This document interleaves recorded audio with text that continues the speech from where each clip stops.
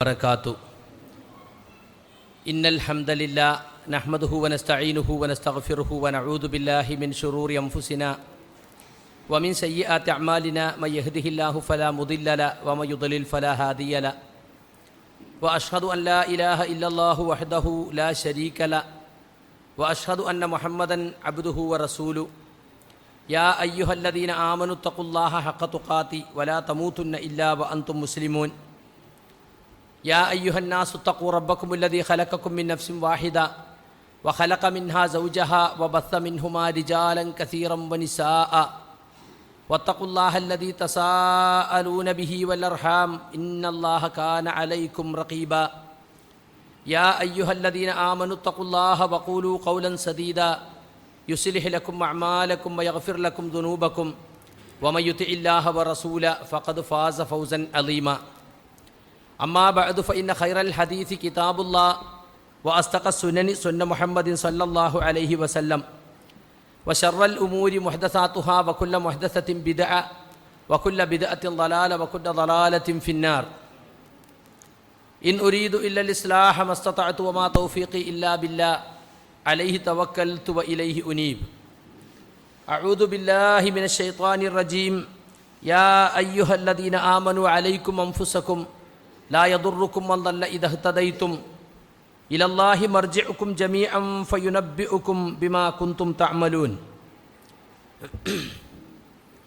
പ്രിയമുള്ള സഹോദരി സഹോദരന്മാരെ, സലഫി സുഹൃത്തുക്കളെ, പരമകാരുണികനും കരുണാനിധിയുമായ റബ്ബ് സുബ്ഹാനഹു വ തആലയുടെ എല്ലാ വിധിവിലക്കുകളും മാനിച്ചുകൊണ്ട് അവൻ്റെ നിയമനിർദ്ദേശങ്ങൾ ഓരോന്നും ജീവിതത്തിൽ അങ്ങോളം ഇങ്ങോളം ശ്രദ്ധിച്ചുകൊണ്ട് അവസാന നിമിഷം വരെ പരിശുദ്ധ ദീനുൽ ഇസ്ലാമിൽ അഹ്ലുസുന്നത്തിൻ്റെ രാജപാതയിൽ ഉറച്ചു നിൽക്കാൻ ഈ പറയുന്ന എനിക്കും കേൾവിക്കാരായ നിങ്ങൾ ഓരോരുത്തർക്കും സാധിക്കട്ടെ എന്ന് ഞാൻ ആത്മാർത്ഥമായി പ്രാർത്ഥിക്കുകയാണ്. അതിനുള്ള പരിശ്രമത്തിൽ എന്നുമെന്നും എപ്പോഴും നാം ഏർപ്പെട്ടുകൊണ്ടിരിക്കണം എന്ന കാര്യം ആമുഖമായി ഓർമ്മപ്പെടുത്തുകയാണ്. വലിയ വലിയ ആൾക്കൂട്ടങ്ങൾക്കിടയിൽ തീപ്പൊരി പ്രസംഗങ്ങൾ കേട്ട് ഈ ചെറിയ സദസ്സിൽ വന്നിരിക്കുമ്പോൾ ആളുകൾക്ക് തോന്നും, ഓ, ഹോൾസെയിൽ കച്ചവടം നടത്തിയിട്ട് ഇപ്പോൾ പെട്ടിക്കട നടത്തണ മാതിരിയായല്ലോ. പക്ഷേ ഈ പെട്ടിക്കടക്ക് വലിയ ഹോൾസെയിൽ കച്ചവടത്തെക്കാൾ ഒരു സമാധാനം ഉണ്ടാവും. ഹോൾസെയിൽ കട നടത്തണോണ്ട് പലപ്പോൾ ഉറങ്ങാൻ പറ്റില്ല.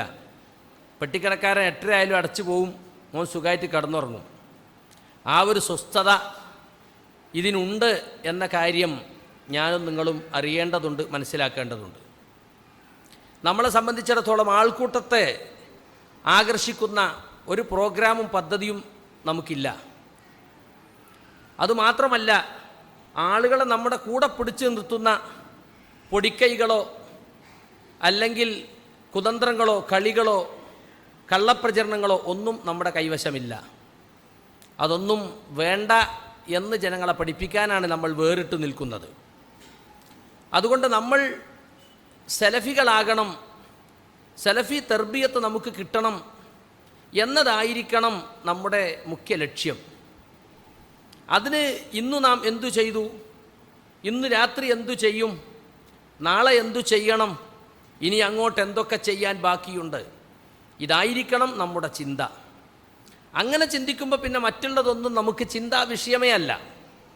ഞാൻ, എൻ്റെ മരണം, എൻ്റെ ഖബർ, എൻ്റെ പരലോകം, എൻ്റെ വിചാരണ, അതാണ് എൻ്റെ അജണ്ട. അതെല്ലാവരും ആ നിലക്ക് കാര്യങ്ങളെ നോക്കിക്കണ്ടാൽ പ്രശ്നങ്ങൾ വളരെ ലഘുവായി തോന്നും.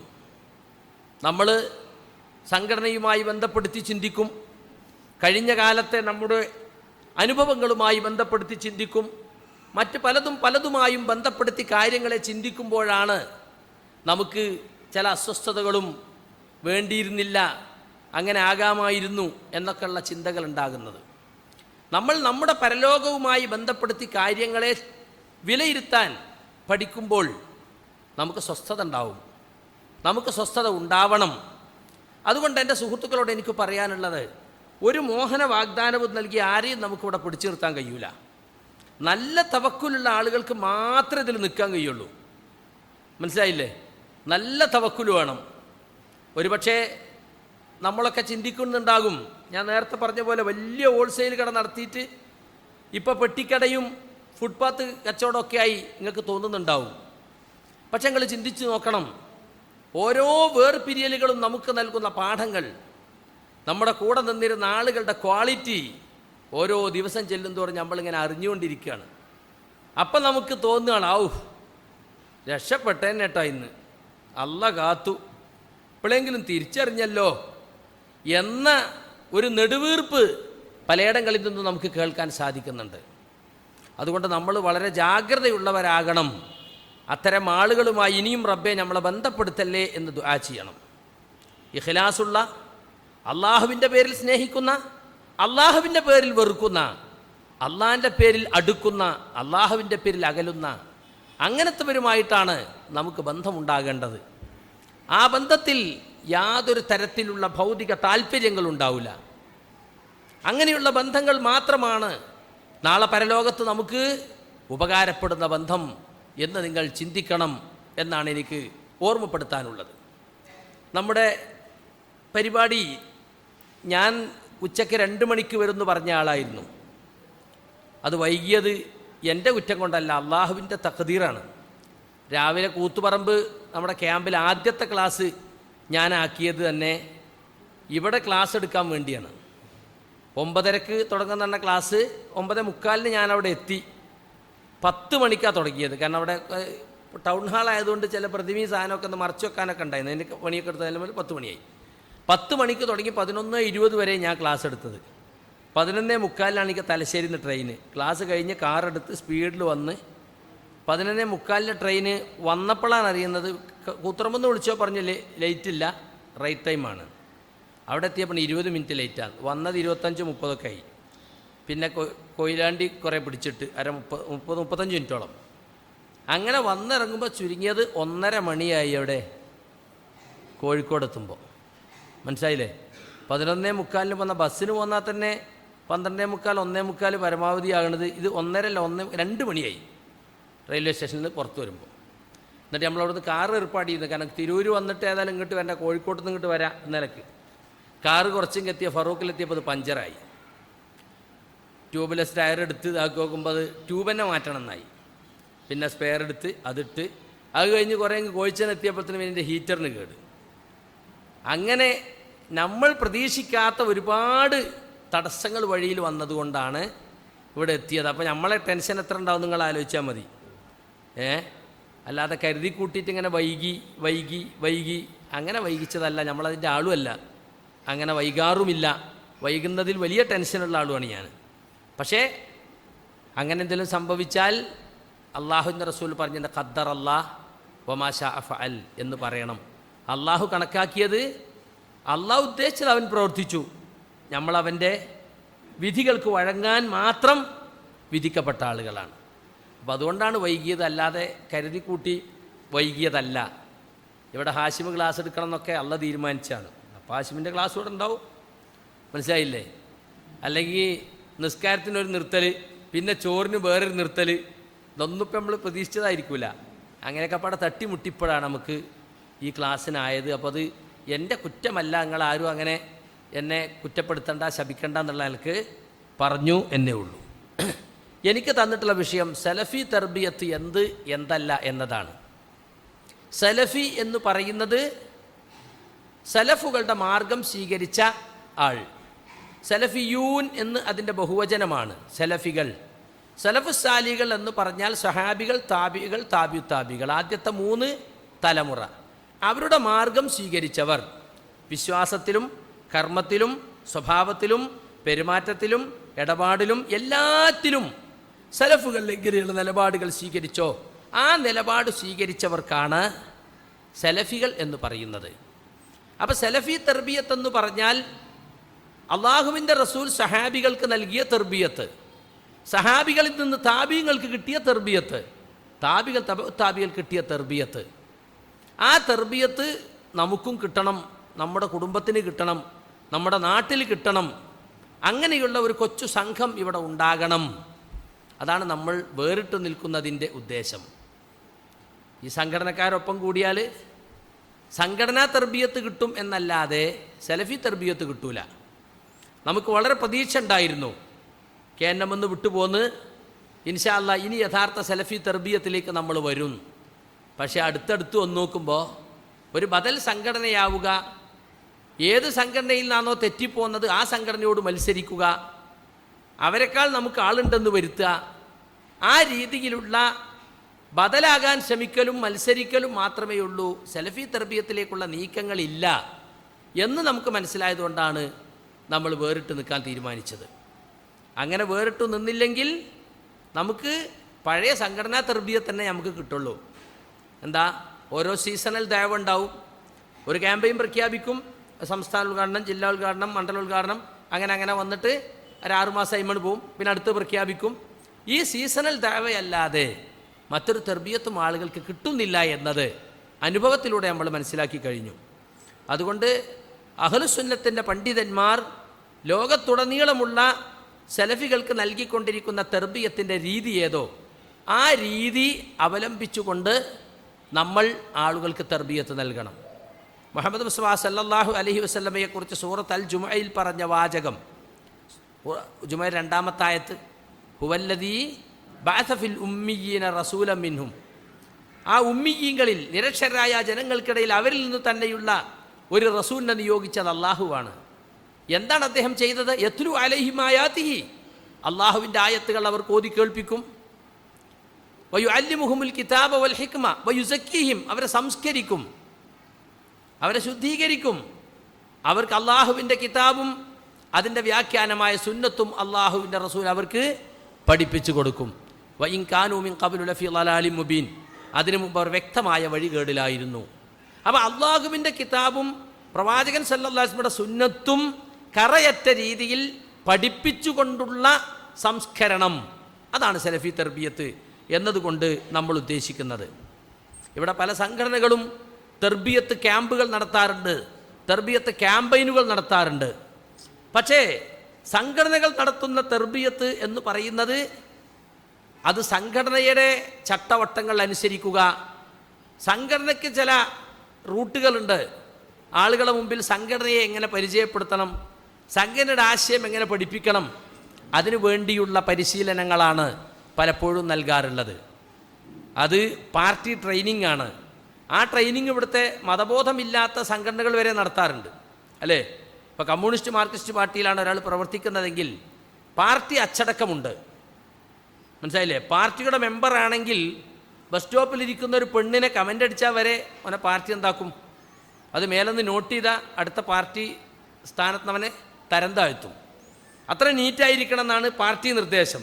പടച്ചോനെ പേടിച്ചിട്ടൊന്നല്ല, പാർട്ടി നിർദ്ദേശം. പാർട്ടിയിൽ ഉയർന്നു പോകണോ, മാന്യനായിരിക്കണം, എല്ലാവരോടും മാന്യമായ ഡീലിംഗ് ആയിരിക്കണം. അപ്പം മതവിശ്വാസമില്ലാത്ത പാർട്ടികൾ വരെ പാർട്ടി പ്രവർത്തകന്മാർക്ക് പ്രത്യേക ട്രെയിനിങ്ങുകൾ കൊടുക്കുന്നുണ്ട്.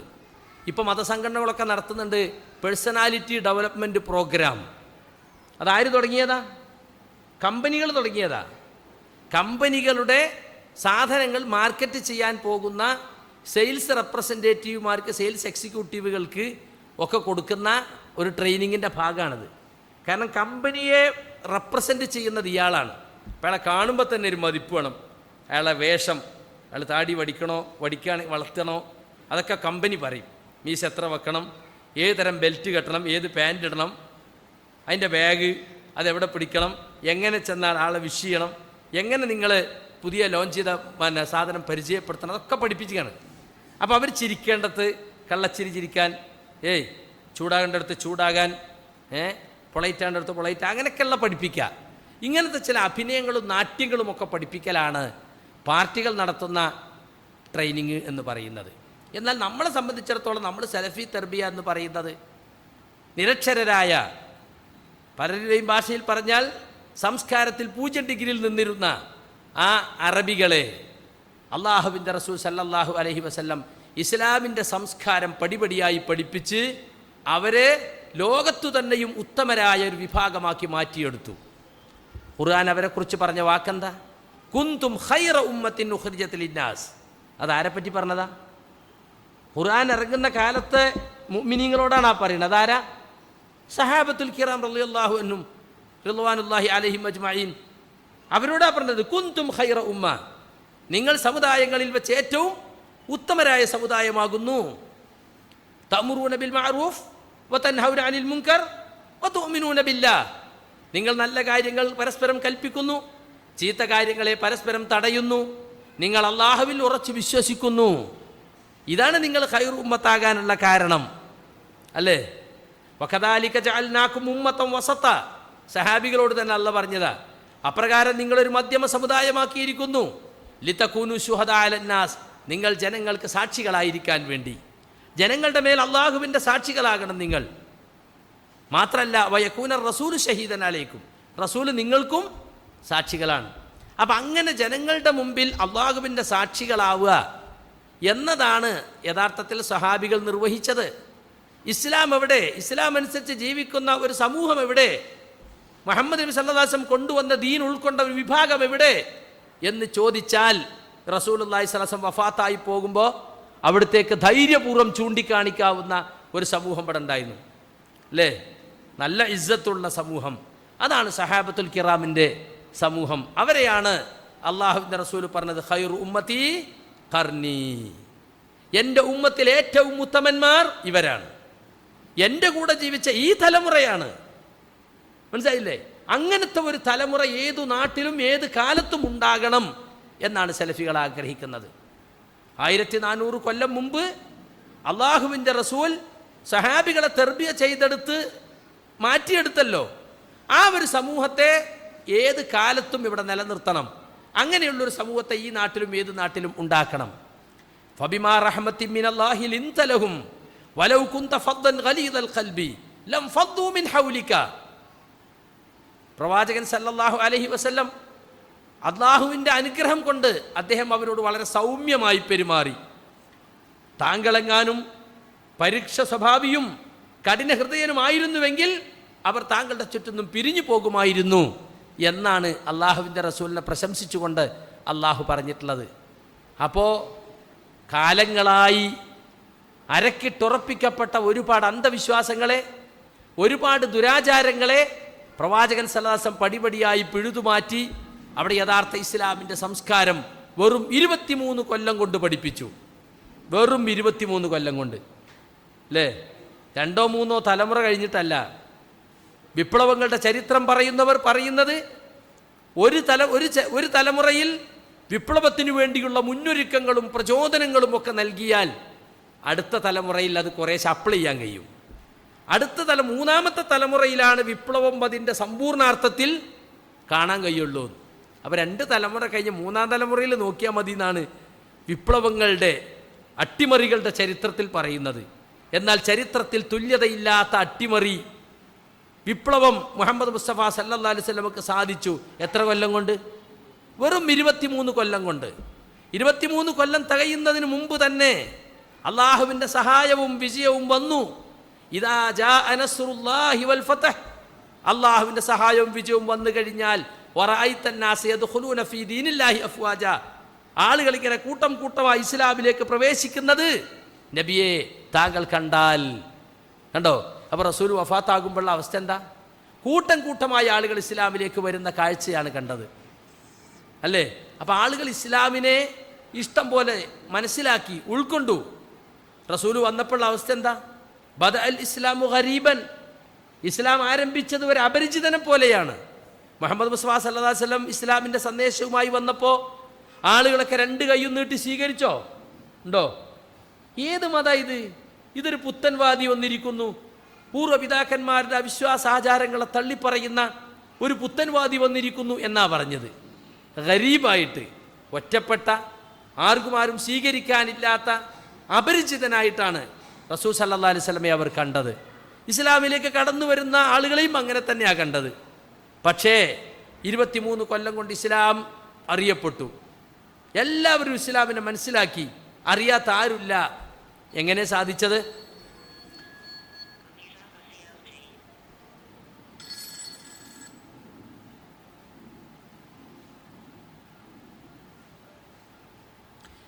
എങ്ങനെയാണ് നബി സല്ലല്ലാഹു അലൈഹി വസല്ലമക്ക് അത് സാധിച്ചത്? ഇസ്ലാമിനെ കുറിച്ചുള്ള ഗുർബത്ത്, അപരിചിതത്വം പരിചയക്കുറവ് എങ്ങനെയാണ് നീങ്ങിയത്? യഥാർത്ഥ ദഅവത്ത് ഇസ്ലാമിനെ ഖുർആനും സുന്നത്തും ആളുകൾക്ക് കലവറയില്ലാതെ പഠിപ്പിച്ചു കൊടുത്തു. അപ്പോൾ ആ ഗുർബത്ത് നീങ്ങി, എല്ലാവരും ഇസ്ലാമിനെ മനസ്സിലാക്കി, ഇസ്ലാമിനെ പരിചയപ്പെട്ടു, ഇസ്ലാമിലേക്ക് ധൈര്യപൂർവ്വം കടന്നു വന്നു, അല്ലേ? അപ്പോൾ അന്നത്തെ ഗുർബത്ത് എങ്ങനെ നീങ്ങിയോ ഇന്നും ഇസ്ലാമിനെ പറ്റിയ ഗുർബത്തുണ്ട്. ഇവിടെ ഗുർബത്തുൽ ഇസ്ലാം, ഇസ്ലാമിനെ കുറിച്ചുള്ള ആളുകൾക്ക് പരിചയക്കുറവുണ്ട്. യഥാർത്ഥ ഇസ്ലാമിക ആശയങ്ങളെ പ്രമാണങ്ങൾ വെളിച്ചത്തിൽ നിങ്ങൾ മുസ്ലിമീങ്ങളോട് പറഞ്ഞാൽ അവർ ചോദിക്കുകയാണ്, ഇതേത് ഇസ്ലാമാണ്? നമ്മൾ കേട്ടിട്ടില്ലല്ലോ, നമ്മൾ ഉപ്പാപ്പമാർ കേട്ടിട്ടില്ലല്ലോ, നമ്മളെ ഉസ്താദും വലിയ ഉസ്താദും ഒന്നും ഇത് പറഞ്ഞിട്ടില്ലല്ലോ, ഞങ്ങളെ കഴിഞ്ഞ കാല തലമുറയിലൊന്നും ഇതില്ലല്ലോ, ഇതൊരു പുതിയ ദിപ്പങ്ങൾ ഇറക്കുമതി ചെയ്തതാണ് എന്ന് പറയുന്നു. അതിൻ്റെ അർത്ഥം എന്താ? റസൂൽ സല്ലല്ലാഹു അലൈഹി വസല്ലം ഇസ്ലാമുമായി വന്നപ്പോൾ ഉണ്ടായിരുന്ന ഗുർബത്ത് പോലത്തൊരു ഗുർബത്ത്, ഇസ്ലാമിനെ കുറിച്ചുള്ളൊരു പരിചയക്കുറവ്, ഒരപരിചിതത്വം ഇവിടെ നിലനിൽക്കുകയാണ്. ആ ഗുർബത്ത് നീങ്ങിയത് ശരിയായ ദഅവത്ത് കൊണ്ടാണ്. കിതാബും സുന്നത്തും മനസ്സിലാക്കിക്കൊണ്ട് സഹാബികൾ പഠിച്ചു. പഠിച്ചതവർ ജനങ്ങളോട് പറഞ്ഞു. അവർ നിത്യവും പഠിക്കുന്നവരായിരുന്നു. നബി സല്ലല്ലാഹു അലൈഹി വസല്ലം സഹാബത്തിനെ തർബിയ ചെയ്തെടുത്തത് അവർക്ക് ഖുർആനും സുന്നത്തും പഠിപ്പിക്കുകയായിരുന്നു. അതവരെ നിത്യവ്യാപാരമായിരുന്നു. അത് കിട്ടുന്നത് അവർ പകർത്തും. ഒരായത്ത് പഠിച്ചാൽ ആ ആയത്ത് ജീവിതത്തിൽ പകർത്തിയിട്ട് അടുത്ത ആയത്ത് പഠിക്കുന്നത്.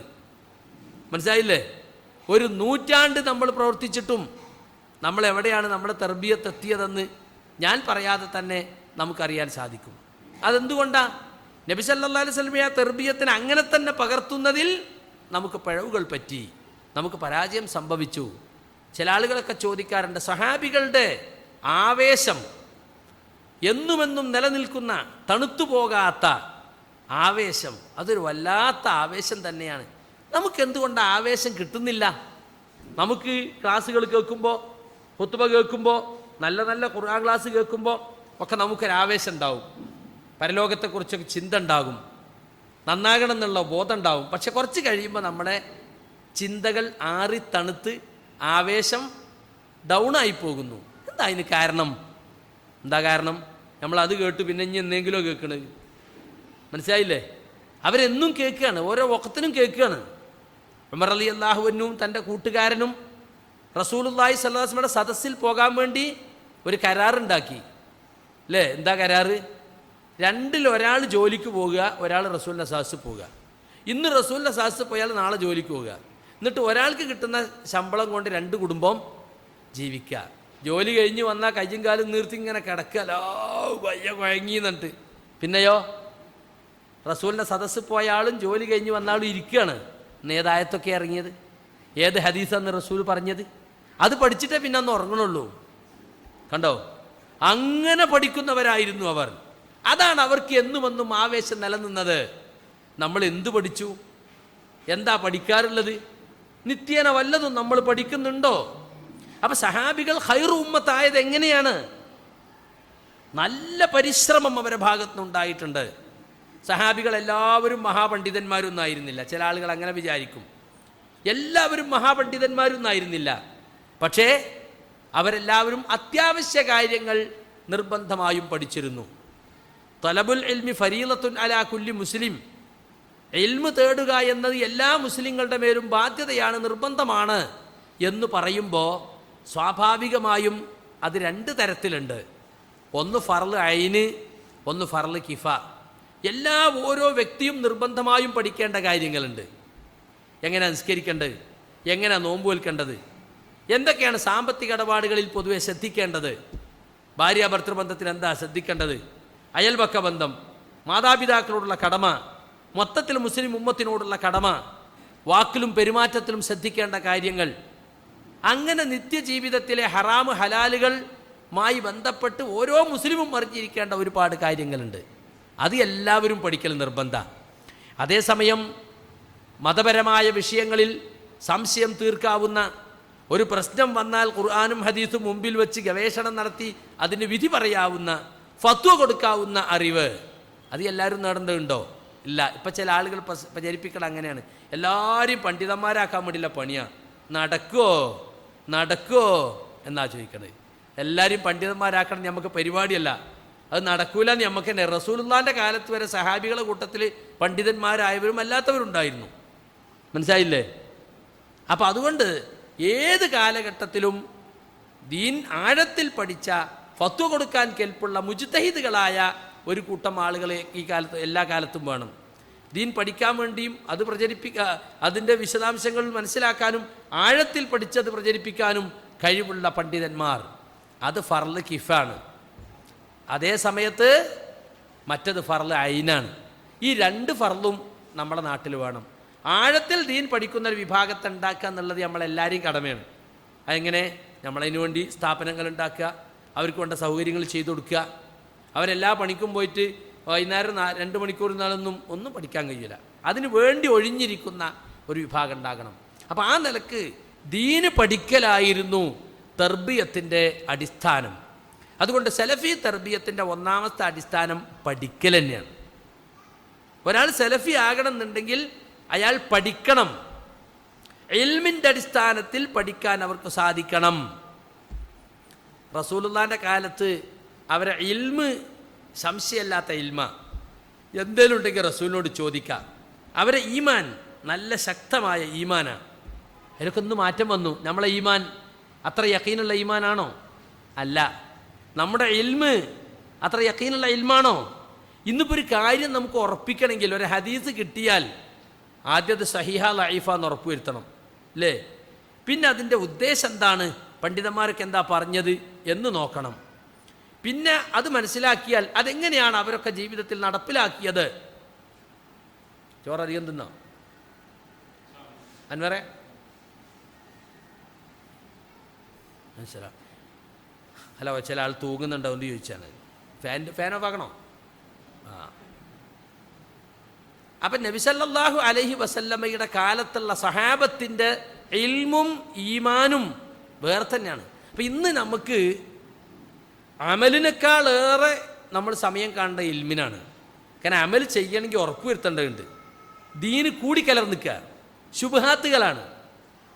കഴിഞ്ഞ 14 നൂറ്റാണ്ടിനിടയിൽ ഇസ്ലാമിക സമൂഹത്തിൽ വളരുകയും തളരുകയും ചെയ്ത പ്രസ്ഥാനങ്ങളും ഗ്രൂപ്പുകളും പാർട്ടികളും എത്രയാണ്. ഇവരൊക്കെ ഇസ്ലാമിനെയും അതിൻ്റെ പ്രമാണങ്ങളെയും അവർക്ക് ഒപ്പിച്ച് വ്യാഖ്യാനിച്ച് അങ്ങോട്ട് വലിച്ചിങ്ങോട്ട് ഇങ്ങോട്ട് വലിച്ചു നീട്ടി ചെത്തി മിനുക്കിയും കുറച്ചും ഒരുപാട് നാശകോശാക്കിയിട്ടുണ്ട്. ഇതിൻ്റെ ഇടയിൽ നിന്ന് ഹക്കനെ വേർതിരിച്ചെടുക്കുക എന്നുള്ളത് കുറച്ച് പണിയുള്ള കാര്യമാണ്. അപ്പം ശുബ്ഹാത്തുകൾ നിറഞ്ഞ ഈ കാലത്ത് നമുക്ക് അമലിനേക്കാളേറെ സമയം കാണേണ്ടത് എന്തിനാണ്? ഇൽമിനാണ്. കാരണം ഒരു അമൽ ചെയ്യണമെങ്കിൽ എന്തു വേണം? ഇൽമ് നേടിയിരിക്കേണ്ടതുണ്ട്. അത് ഇബ്നു മസ്ഊദ് റളിയല്ലാഹു അൻഹു ആണെന്ന് തോന്നുന്നു ആ വിഷയത്തിൽ ഹദീസ് പറഞ്ഞത്.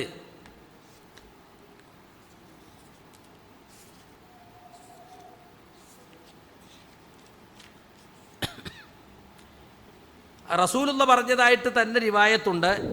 യഥാർത്ഥത്തിൽ അത് ഇബ്നു മസ്ഊദിൻ്റെ വാക്കായിട്ടാണ്, ഇബ്നു മസ്ഊദ് റളിയല്ലാഹു വാക്കായിട്ട് സ്ഥിരപ്പെട്ടിട്ടുള്ളത്. ഇന്നക്കും അസ്ബഹത്തും ഫീ സമാനിൻ കസീറുൻ ഫുഖാഹുഹു ഖലീലുൻ ഖുതബാഉഹു.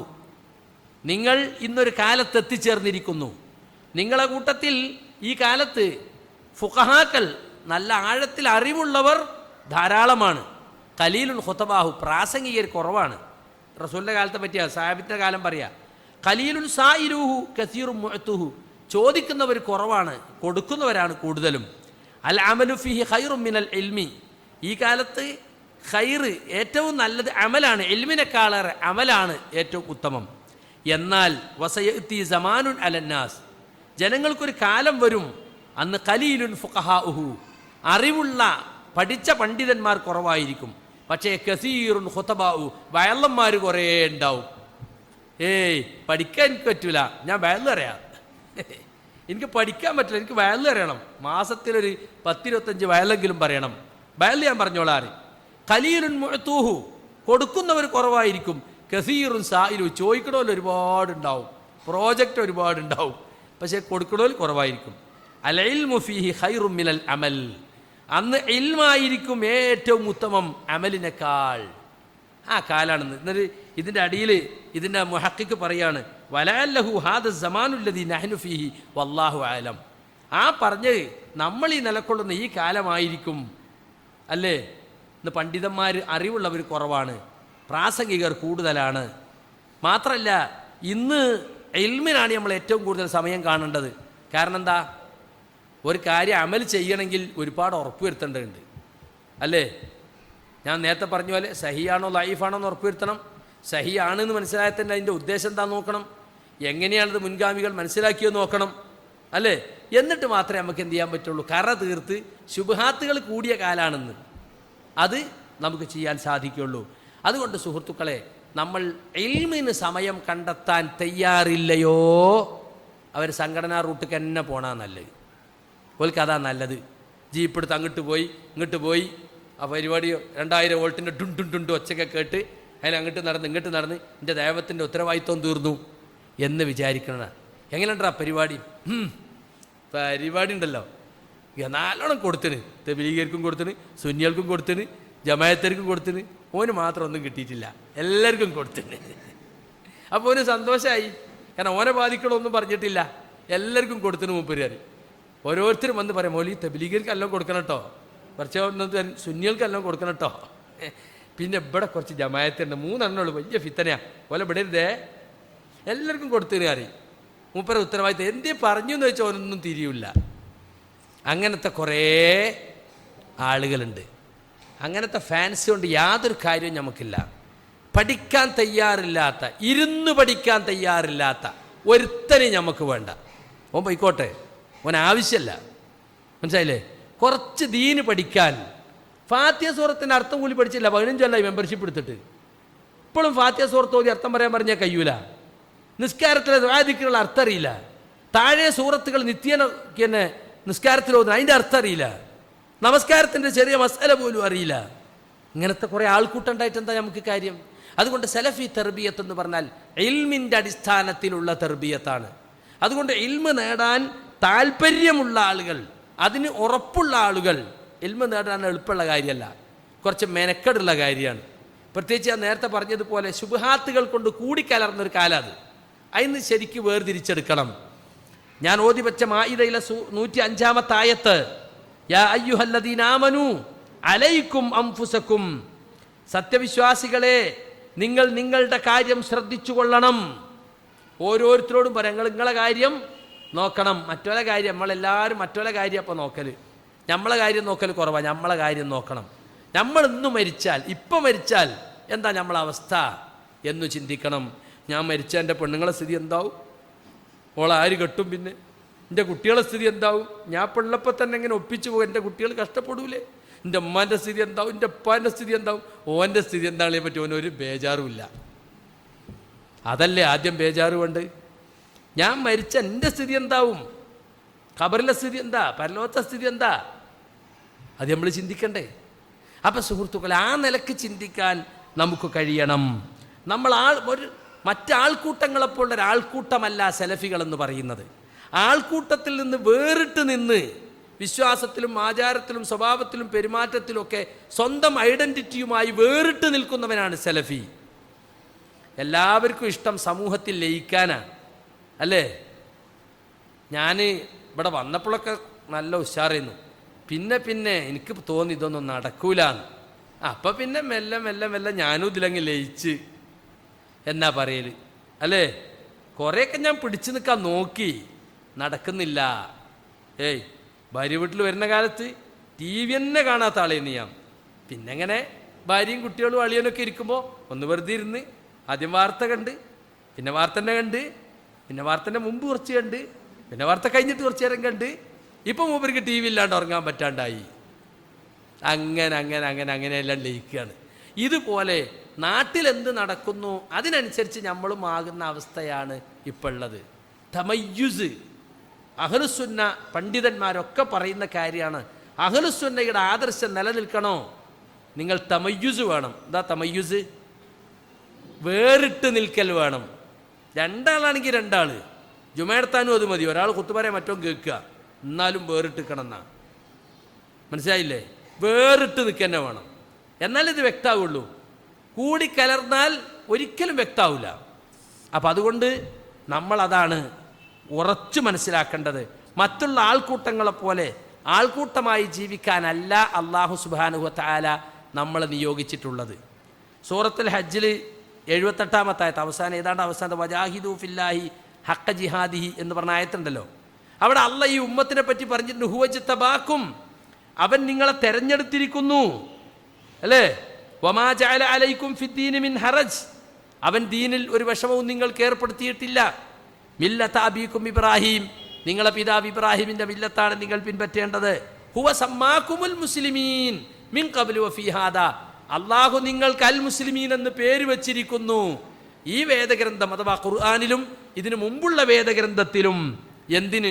ലിയകൂന റസൂലു ഷഹീദൻ അലൈക്കും വതകൂനു ശുഹദാ അലന്നാസ്, നിങ്ങൾ ജനങ്ങൾക്ക് സാക്ഷികളായിരിക്കണം, റസൂൽ നിങ്ങളുടെ മേൽ സാക്ഷിയാണ്. റസൂൽ നാളെ പരലോകത്ത് നമുക്ക് സാക്ഷിയാകുന്നത് പോലെ ഈ ലോകത്ത് നമുക്ക് മാതൃകയാണ്. റസൂലുള്ളാഹി സ്വല്ലല്ലാഹു അലൈഹി വസല്ലം മാതൃക സ്വീകരിച്ചുകൊണ്ട് നമ്മൾ മറ്റുള്ളവർക്ക് മാതൃകകളായി ജീവിക്കണം. അപ്പോൾ കാനേഷുമാരി കണക്കെടുക്കുമ്പോൾ ഇടയ്ക്കിടയ്ക്ക് ഗവൺമെൻറ് സെൻസസ് എടുക്കും. അതിൽ കാസ്റ്റ് ജാതി എന്നിട്ടൊരു കോളം ഉണ്ടാവും. അവിടെ മാപ്പള മുസ്ലിം എന്ന് എഴുതിയാൽ പോരാ, അതുകൊണ്ട് മുസ്ലിം ആവൂല. ഉമ്മയും ഉപ്പയും വലിയ മുസ്ലിം തറവാട്ടുകാരായി, അതുകൊണ്ട് നമ്മൾ മുസ്ലിം ആവൂല. യഥാർത്ഥ ഇസ്ലാം നമ്മൾ പഠിച്ച് ഉൾക്കൊള്ളുക തന്നെ വേണം. എല്ലാ രംഗങ്ങളിലും മറ്റുള്ള എല്ലാ സമുദായങ്ങൾക്കും മാതൃകയാവുന്ന തരത്തിൽ നമ്മൾ മാറേണ്ടതുണ്ട്. അപ്പം നമ്മുടെ ഇൽമും ഈമാനും വികസിക്കേണ്ടതുണ്ട്. അതിൽ വന്നിട്ടുള്ള തകരാറുകൾ നമ്മൾ തിരുത്തേണ്ടതുണ്ട്. അതാണ് നമ്മളെ ഡ്യൂട്ടി. നമ്മൾ മാറുക, മുസ്ലിം ഉമ്മത്തിനെ മാറ്റിയെടുക്കാൻ ശ്രമിക്കുക. ആ ഒരു ചിന്ത യഥാർത്ഥത്തിൽ നമുക്ക് ഉണ്ടാകണം. ഞാൻ എങ്ങനെ സമ്പൂർണ്ണ മുസ്ലിമായി ജീവിക്കും? വജ്ജഹത്തൂലുണ്ടല്ലോ, ഇന്ന സ്വലാത്തി വനുസുക്കി വമഹിയായ വമമാത്തി ലില്ലാഹി റബ്ബിൽ ആലമീൻ. ഇത് പ്രഖ്യാപിക്കാൻ ഖുർആനിൽ റസൂലിനോട് പറഞ്ഞിട്ടുണ്ട് അല്ലേ? ഖുൽ ഇന്ന സ്വലാത്തി വനുസുക്കി, നബിയെ പ്രഖ്യാപിക്കണം, എൻ്റെ നമസ്കാരം, എൻ്റെ ബലികർമ്മം, എൻ്റെ ജീവിതം, എൻ്റെ മരണം എല്ലാം സർവ്വലോക രക്ഷിതാവായ അള്ളാഹുവിന് വേണ്ടിയാകുന്നു അല്ലേ? വഅന അവ്വലുൽ മുസ്ലിമീൻ, മുസ്ലിമീങ്ങളിൽ ഒന്നാമത്തവൻ ഞാനാകണം. അതായിരിക്കണം നമ്മളെ ചിന്ത. മുസ്ലിങ്ങളിൽ ഏത് കാര്യത്തിനും മുമ്പേ വരുന്നവൻ, ആദ്യം മുന്നോട്ട് വരുന്നവൻ ഞാനാണ്. ആ രീതിയിലേക്ക് നമ്മൾ മാറാനുള്ള ഒരു ചിന്തയാണ് യഥാർത്ഥത്തിൽ നമുക്ക് വേണ്ടത്. അതുകൊണ്ടാണ് അലൈക്കും അംഫുസക്കും, നിങ്ങൾ നിങ്ങളുടെ കാര്യം നോക്കണം എന്നാൽ നിങ്ങളെ കാര്യം മാത്രം നോക്കിയാൽ മതി, വേറെ ആരും നന്നാക്കുന്നതിൽ ശ്രദ്ധിക്കണ്ട എന്നല്ല. മറ്റുള്ളവരെ നന്നാക്കുന്നതിൽ ശ്രദ്ധിക്കുന്നതിലേറെ നമ്മളെ നന്നാക്കാൻ നമ്മൾ കൂടുതൽ ശ്രദ്ധിക്കണം. കാരണം തൊട്ടടുത്തതാ ലാ യദുറുക്കും മൻ ലല്ല, വഴി പഴച്ചവൻ നിങ്ങൾക്കൊരു ഉപദ്രവവും വരുത്തൂല. എപ്പോൾ?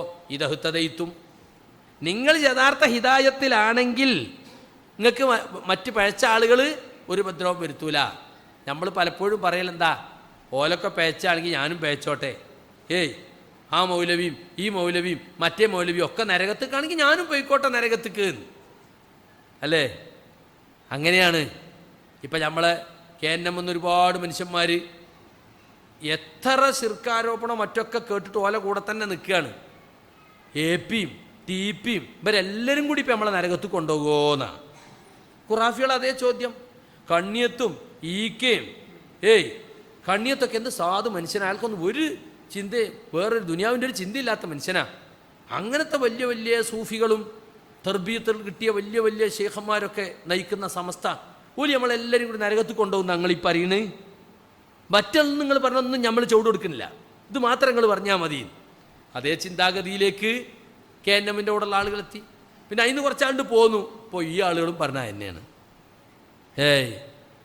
ഇവരൊക്കെ പാടപ്പം നമ്മളെ നരകത്ത് കൊണ്ടുപോകുമോ? അങ്ങനെ ആ തഖലീദ് മനസ്ഥിതി തന്നെയാണ് ഒരർത്ഥത്തിലല്ലെങ്കിൽ മറ്റൊരർത്ഥത്തിൽ ഇവിടെ അടിച്ചേൽപ്പിക്കപ്പെട്ടുകൊണ്ടിരിക്കുന്നത്. അല്ലാഹു സുബ്ഹാനഹു വ തആല നമ്മുടെ സംസ്കരണം നമ്മളെ ഏൽപ്പിച്ചിട്ടുള്ളത്. ഖൂ അൻഫുസക്കും വ അഹ്ലീക്കും നാറാ യാ അയ്യുഹല്ലദീന ആമനൂ എന്ന് വിളിച്ചിട്ട് അല്ലാഹ് പറയാണ്, നിങ്ങൾ നിങ്ങളുടെ തടിയെ നരകത്തുനിന്ന് കാത്തോളണം, പിന്നെ നിങ്ങളുടെ കുടുംബത്തെയും. അല്ലേ? കുല്ലു നഫ്സിൻ ബിമാ കസബ റഹീൻ, എല്ലാ മനുഷ്യന്മാരും അവൻ സമ്പാദിച്ചതിന് പണയമാണ്. നമ്മൾ എന്താണ് ഈ ജീവിതത്തിൽ നേടിയത് അതങ്ങോട്ട് കൊടുത്താൽ സ്വർഗം ഇങ്ങോട്ട് കിട്ടും. മനസ്സിലായില്ലേ? അപ്പം നമ്മുടെ കസ്ബ് എന്താണ് അത് നമ്മളാ തീരുമാനിക്കേണ്ടത് അല്ലേ? നമുക്ക് ബുദ്ധി വെച്ചത് മുതൽ നാം എന്തു ചെയ്യണമെന്ന് നമ്മളാ തീരുമാനിക്കണ്ട. എന്നെ നന്നാക്കാൻ അള്ളാഹ് ആരെ ഏൽപ്പിച്ചിട്ടുള്ളത്? നിങ്ങളെയാ? എൻ്റെ ഉസ്താദുമാരെയാ? അല്ല, എന്നെ ഏൽപ്പിച്ചിട്ടുള്ളത്. ഞാൻ ചെയ്ത തെറ്റുകൾക്ക് ആരാ ഉത്തരവാദി? ഞാനാ ഉത്തരവാദി. വലാ തസിറു വാസിറത്തുൻ വിസ്റ ഉഖ്റാ. ഏതെങ്കിലും ഒരു ആത്മാവ് ചെയ്ത തെറ്റ് മറ്റൊരാൾ ഏറ്റെടുക്കേണ്ടി വരൂല. ഇതെല്ലാം നമ്മൾ ഒരു നിലക്കല്ലെങ്കിൽ മറ്റൊരു നിലക്ക് കേട്ടവരും അറിയുന്നവരുമാണ്. പക്ഷേ നമ്മളെന്തോ നമ്മുടെ സ്വയം തെർബിയത്തിനെ സംബന്ധിച്ച് ഗൗരവമായി ചിന്തിക്കുന്നില്ല എന്നതാണ് ഇന്നത്തെ നമ്മുടെ വലിയ പ്രശ്നം. സുഹൃത്തുക്കളെ, നമ്മളൊക്കെ അള്ളാഹുവിൻ്റെ മുമ്പിൽ വിചാരണക്ക് നിൽക്കണ്ടേ? അള്ളാഹു നമ്മളെ ഓരോരുത്തരെയും വേറെ വേറെ വിചാരണ ചെയ്യുമല്ലോ, അല്ലേ? ഞാൻ 60 കൊല്ലം ജീവിച്ചിട്ടുണ്ടെങ്കിൽ പ്രായപൂർത്തി എത്തിയത് മുതൽ ഞാൻ മരിക്കുന്ന നിമിഷം വരെ ഞാൻ എന്തു ചെയ്തു, എന്ത് വിശ്വസിച്ചു, എന്ത് പ്രവർത്തിച്ചു, വ്യക്തമായ റിക്കാർഡുകളുടെ അടിസ്ഥാനത്തിൽ എൻ്റെ റബ്ബി എന്നെ വിചാരണ ചെയ്യും, അല്ലേ? ഒരു കോടതിയിലും നമുക്ക് ഇവിടെ പഴുതുകളില്ലാത്തതില്ല. ഭൗതികമായ ദുനിയാവിലെ കോടതിയിലൊക്കെ എന്തുണ്ട്? രക്ഷപ്പെടാനുള്ള പല പഴുതുകളുണ്ട്. എന്നാൽ അങ്ങനത്തെ യാതൊരു പഴുതുമില്ലാത്ത, എനിക്ക് എൻ്റെ അവയവങ്ങൾ തന്നെ സാക്ഷി പറയുന്ന, അല്ലേ, ഞാൻ ജനിച്ചത് മുതൽ എൻ്റെ കൂടെ എൻ്റെ എല്ലാ ചെയ്തികളും രേഖപ്പെടുത്തി മലക്കുകൾ കൂടെയുണ്ട്. ആ മലക്കിൻ്റെ റിക്കാർഡ്, ഞാൻ എവിടെ വെച്ചാണോ ചെയ്തത് ആ ഭൂമിയുടെ സാക്ഷ്യം, അങ്ങനെ എല്ലാ നിലക്കും കൃത്യമായ നിലക്ക് വിചാരണ ചെയ്ത് എന്നെ ബോധ്യപ്പെടുത്തുമല്ല. ഞാൻ നരകത്തേക്കാണ് പോണെങ്കിൽ എനിക്ക് ഉറപ്പായിരിക്കും ഞാൻ നരകത്ത് പോകേണ്ടോ തന്നെയാണ്. ഞാൻ സ്വർഗത്തേക്കാണ് പോയതെങ്കിൽ എൻ്റെ യോഗ്യത കൊണ്ടല്ല, അള്ളാഹുവിൻ്റെ കാരുണ്യം കൊണ്ടാണ്. അതാണ് അവിടെ എത്തിയ അവർ പറയുന്നത്, അൽഹംദുലില്ലാഹില്ലദീ ഹദാനാ ലിഹാദാ. ഇതിലേക്ക് ഞങ്ങളെ എത്തിച്ച അള്ളാഹുവിന് സർവസ്തുതിയും. സിറാത്ത് പാലം കടന്ന് സ്വർഗത്തിലെത്തിയാൽ പറയണ, അല്ലെങ്കിൽ ഞാനൊക്കെ സ്വർഗത്തിലെത്തേണ്ട ആൾ തന്നെയല്ലേ, കുറച്ച് വൈകിപ്പോയി എന്നല്ലാണ്ട് എന്നാർക്കും തോന്നൂല. മനസ്സിലായില്ലേ? കാരണം എന്താ? ഏതൊരുത്തനെ അള്ളാഹു കൃത്യമായി വിചാരണ ചെയ്തോ അവൻ കുടുങ്ങിയത് തന്നെ എന്ന ഹദീസിലുള്ളത്. മന്നൂഖിശ ഫിൽ ഹിസാബി ഫഖദ് ഹലക. പണ്ടൊക്കെ ഗൾഫിൽ നിന്ന് വരുമ്പോൾ, അല്ലേ, എല്ലാ സാധനവും നോക്കിയിട്ട് ഡ്യൂട്ടി ഇട്ടാൽ പിന്നെ ഗൾഫിൽ പോയി 2 മാസം അധ്വാനിച്ച് കൊടുക്കേണ്ടി വരും ഡ്യൂട്ടി, അല്ലേ? തുണി മീറ്റർ കണക്കിന് അളന്നിട്ട് ഇത്ര, അങ്ങനെയൊക്കെയാണ് പണ്ടത്തൊക്കെ. പിന്നെന്താ, അയാളെ മുമ്പിലാണ് കരഞ്ഞ് അയാൾക്ക് 2 റിയാലൊക്കെ കൊടുത്ത്, 6 പെങ്ങന്മാരാണ്, ഞാൻ ഒറ്റക്കുള്ളൂ, ആദ്യമായിട്ട് വരികയാണ് സേർ എന്നൊക്കെ പറയും.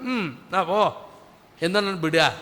ഇന്ന മാതിരി അള്ളാഹു സുബ്ഹാനഹു വ തആല നമ്മൾ ആരെങ്കിലും കൃത്യമായി വിചാരണ ചെയ്താൽ ഒരാൾക്കും രക്ഷപ്പെടാൻ കഴിയൂല. കൃത്യമായി അള്ളാഹുവിൻ്റെ വിചാരണ അങ്ങനെയാണ്. കാരണം എന്താ? അള്ളാഹു നമുക്ക് ചെയ്ത അനുഗ്രഹങ്ങൾ ഒരു വശത്ത്, നമ്മൾ അള്ളാഹിനോട് കാണിച്ച നന്ദി മറുവശത്ത്. ഇത് രണ്ടും കൂടി ടാലിയായി കിട്ടൂല. എങ്ങനെ നോക്കിയാലും അള്ള ചെയ്ത അനുഗ്രഹം മേലെയും നമ്മൾ കാണിച്ച നന്ദി താഴെയായിരിക്കും. പിന്നെ ഇത് ഒപ്പാക്കൽ എങ്ങനെ വെച്ചാൽ അള്ള കുറച്ചാൽ വിട്ടുവീഴ്ച ചെയ്തിട്ട് എന്ന് പറഞ്ഞ് നമ്മളത് വിടണം. മനസ്സിലായില്ലേ? അതുകൊണ്ട് മാ മിൻകും മിൻ അഹദിൻ ഇല്ലാ സയുകല്ലിമുഹു റബ്ബുഹു ലൈസ ബൈനഹു വ ബൈനല്ലാഹി തർജുമാൻ.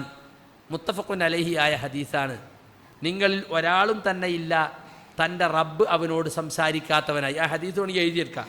മാ മിൻകും മിൻ അഹദിൻ,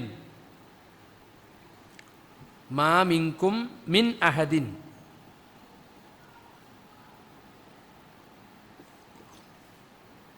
ഇല്ലാ സയുകല്ലിമുഹു, ഇല്ലാ സയുകല്ലിമുഹു റബ്ബുഹു ലൈസ ബൈനഹു വ ബൈനല്ലാഹി തർജുമാൻ. എന്താ പറഞ്ഞത്? മാ മിൻകും മിൻ അഹദിൻ, നിങ്ങളിൽ ഒരാളുമില്ല, ഇല്ലാ സയുകല്ലിമുഹു റബ്ബുഹു, അവൻ്റെ റബ്ബ് അവനോട് സംസാരിക്കാത്തവനായി. നേർക്ക് നേരെ അല്ല സംസാരിക്കാത്ത ആരുമില്ല. കോടാനുകോടി ജനങ്ങളിൽ ഓരോരുത്തരോടും അള്ളാഹു എന്തു ചെയ്യും? നേർക്ക് നേരെ സംസാരിക്കുക. എന്തൊരു അജബാന്ന് ആലോചിച്ച് നിങ്ങൾ. ആദം അലൈഹിസ്സലാം മുതൽ അവസാന മനുഷ്യൻ വരെയുള്ള ഒരുത്തനോടും അല്ല നേർക്ക് നേരെ സംസാരിക്കാതിരിക്കൂലെന്നാ മുത്തഫഖൻ അലൈഹി ഹദീസ. എന്നിട്ടോ എങ്ങനെയാ സംസാരിക്കണത്? ലൈസ ബൈനഹു വ ബൈനല്ലാഹി തർജുമാൻ. ഇപ്പോൾ വലിയ സ്ഥലത്തൊക്കെ ഇപ്പോൾ ഒരു ഇൻ്റർവ്യൂ ഒക്കെ ഉണ്ടെങ്കിൽ 5 ആൾ ആദ്യം ഇതൊക്കെ ഒന്ന് പരിശോധിക്കും, റെക്കോർഡ് കൊടുന്നൊക്കെ ഉണ്ടോ അതൊക്കെ ഒന്ന് രേഖപ്പെടുത്തും. എന്നിട്ട് നിങ്ങളെ സർട്ടിഫിക്കറ്റൊക്കെ നോക്കി അതൊക്കെ അവസാനത്തെ ആൾക്ക് 2 മിനിറ്റ് 3 മിനിറ്റ് ഉണ്ടാവുള്ളൂ, പ്രധാന ഇൻ്റർവ്യൂക്കാരൻ, അല്ലേ? എന്നാൽ അള്ളാൻ്റെ അടുത്ത് അങ്ങനല്ല. അള്ള എല്ലാവരോടും നേർക്ക് നേരെ ഒറ്റക്ക് സംസാരിക്കും. അതിൻ്റെ ഇടയിൽ ഒരു തർജുമാനില്ല. നിങ്ങളെ ഭാഷ അള്ളാഹ്ക്ക് മനസ്സിലാകാത്തതുകൊണ്ടേ എന്നതാ പറഞ്ഞത് എന്ന് പരിഭാഷപ്പെടുത്തി കൊടുക്കണ ഒരാൾ, അതാ തർജുമാൻ എന്ന്. ദ്വിഭാഷി വിവർത്തകൻ ഉണ്ടാവൂല. അപ്പം ഈ ഒരു ബോധം എല്ലാവർക്കും ഉണ്ടാകണം. സൂറത്ത് മറിയമിലില്ലേ, വകുല്ലുഹും ആതീഹി യൗമൽ ഖിയാമത്തി ഫർദാ, അവരെല്ലാവരും അള്ളാഹുവിൻ്റെ അടുക്കൽ ഒറ്റക്കൊറ്റക്കാണ് വരിക. അല്ലേ? കിതാബിന് കൊടുക്കല്ലേ, വായിച്ചു നോക്കി. കിതാബക കഫാ ബിനഫ്സിക്കൽ യൗമ അലൈക ഹസീബ, നിനക്ക് നിന്റെ കാര്യത്തിൽ വിചാരണക്കാരനായി നീ തന്നെ മതിന്ന്, നിന്റെ കണക്ക് നോക്കാൻ നീ തന്നെ മതി, നോക്ക് എന്ന് പറഞ്ഞിട്ട് അല്ലാഹു സുബ്ഹാനഹു തആല നമുക്ക് റെക്കോർഡ് തരും. കൃത്യമായ വിചാരണ അവിടെ നടക്കും. പടച്ചോനെ, അയാളെന്നെ പേപ്പിച്ചത്, ഇയാളെന്നെ പേപ്പിച്ചത്, ആ മൗലവി പറഞ്ഞിട്ട് വിശ്വസിച്ചതാണ്, നമ്മളെ പാർട്ടി അങ്ങനെ പറഞ്ഞുകൊണ്ടാണ്, നമ്മൾ സെലഫി പാർട്ടി അല്ലേ എന്ന് വിചാരിച്ചുകൊണ്ടാണ്. ഒന്നും നടക്കൂല. ഒരു മൗലവിനെയും ചൂണ്ടിക്കാട്ടിയിട്ട് നിങ്ങൾക്ക് രക്ഷപ്പെടാൻ പറ്റൂല. മനസ്സിലായില്ലേ? നമ്മൾ ഓരോരുത്തരും നമ്മുടെ കാര്യങ്ങൾക്ക് ഉത്തരവാദികളാണ് എന്ന ചിന്ത നമുക്കെല്ലാവർക്കും ഉണ്ടാകണം. അപ്പം അതുകൊണ്ട് സുഹൃത്തുക്കളെ, സലഫി തർബിയത്ത് എന്ന് പറഞ്ഞാൽ ഓരോ വ്യക്തിയും സ്വയം തർബിയത്തിലൂടെ മാറണം. അതെന്നാ ഉദ്ദേശിക്കുന്നത്. സ്വയം തർബിയത്താണ് ഏറ്റവും പ്രധാനം. കാരണം സമൂഹത്തെ തർബിയ ചെയ്യണമെങ്കിൽ സമൂഹത്തിലെ വ്യക്തികൾക്ക് തർബിയത്ത് കിട്ടണം. വ്യക്തികൾക്ക് തർബിയത്ത് കിട്ടിയാൽ കുടുംബങ്ങൾക്ക് തർബിയത്ത് കിട്ടും. അല്ലേ? തർബിയത്ത് കിട്ടിയ കുടുംബങ്ങളാണോ തർബിയത്ത് കിട്ടിയൊരു സമൂഹം അവിടെ ഉണ്ടാവും.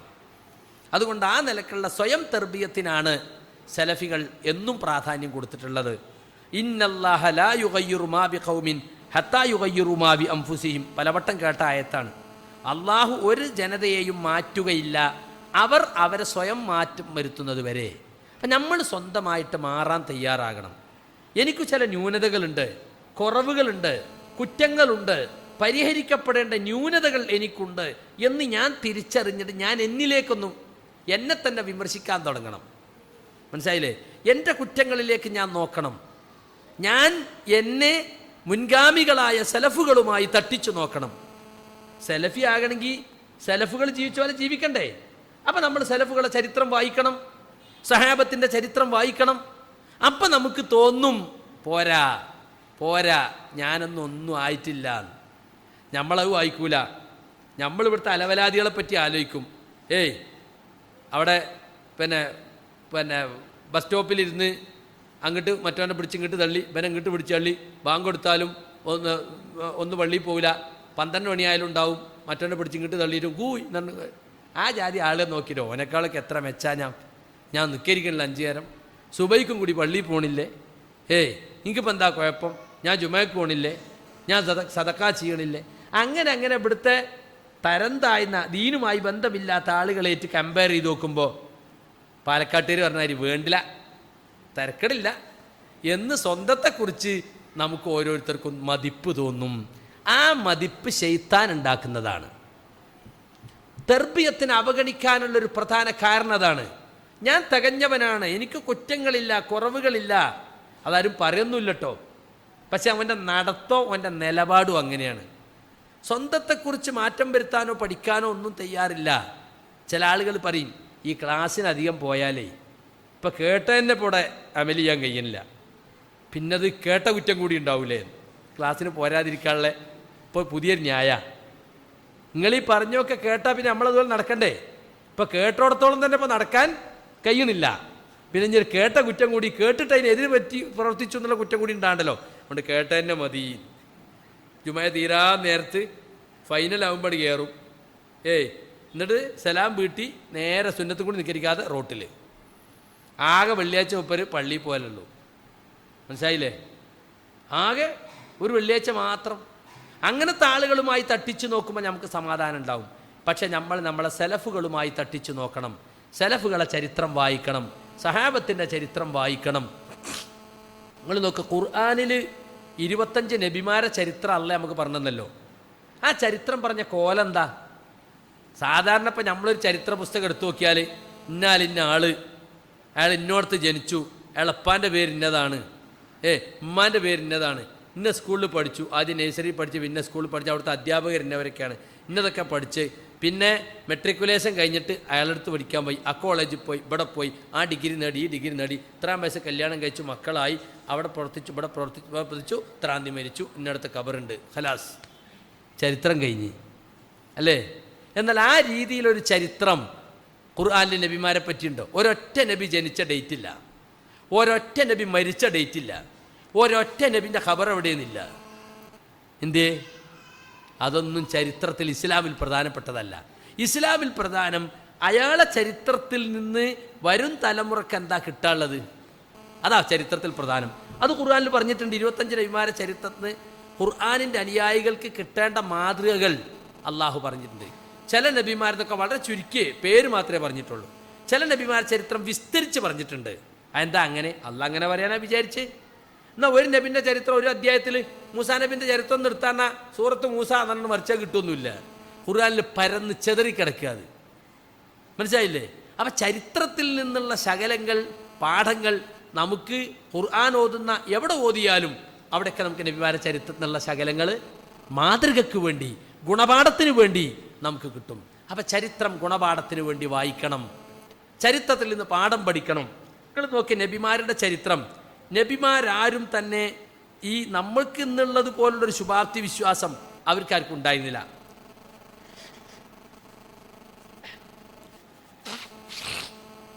നമുക്കൊക്കെ ഉണ്ടല്ലോ, ഞാനൊക്കെ ഇപ്പോൾ സ്വർഗത്ത് പോയില്ലെങ്കിൽ ഇനിയിപ്പോൾ ആരാ സ്വർഗത്ത് പോകുക? ഞാൻ സെലഫി ആയിട്ട് തന്നെ ഇപ്പോൾ 25 കൊല്ലമായി അല്ലെങ്കിൽ 30 കൊല്ലമായി. എൻ്റെ ഒപ്പയും സെലഫിയാണ്, ഉപ്പാൻ്റെ ഒപ്പയും സെലഫിയാ, ഞങ്ങളവിടെ സെലഫിൻ്റെ വിത്തിട്ടോല് എന്നൊക്കെ പറഞ്ഞിട്ട് സെലഫിയിൽ ഓൻ്റെ സർവീസും ഓൻ്റെ പാരമ്പര്യവും ഒക്കെ പാടെ പറഞ്ഞിട്ട് അതിലിങ്ങനെ ഗമയിൽ നടക്കുക. ഒരു വസ്തു പഠിക്കൂല അല്ലേ? പഴയ കുറേ കേന്നന്മാരെ കണ്ടിട്ടില്ലേ?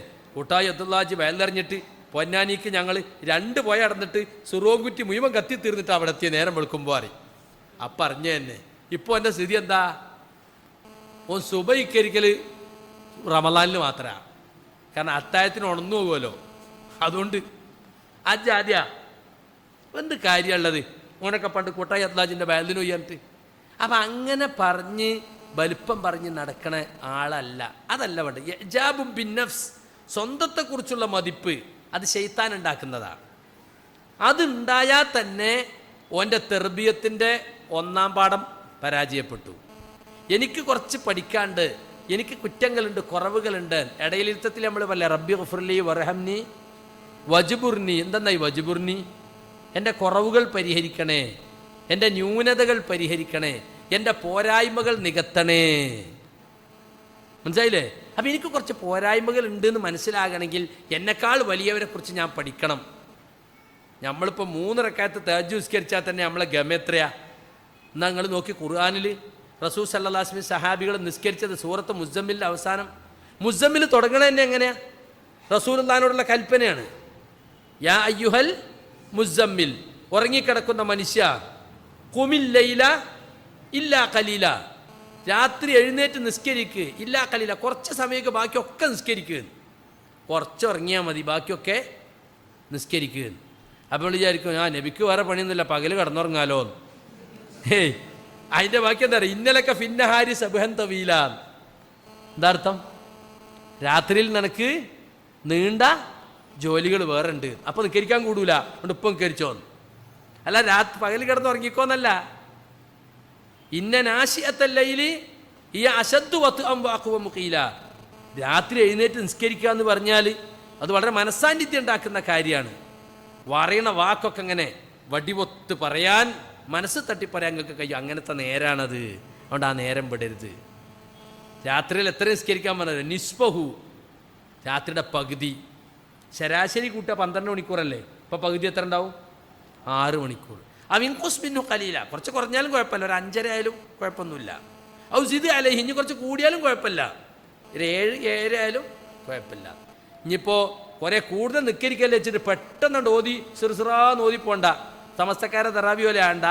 വറത്തിലിൽ ഖുർആന തർത്തീല, ഖുർആൻ നിർത്തി നിർത്തി സാവകാശക്രമത്തിൽ ഓതിക്കോ.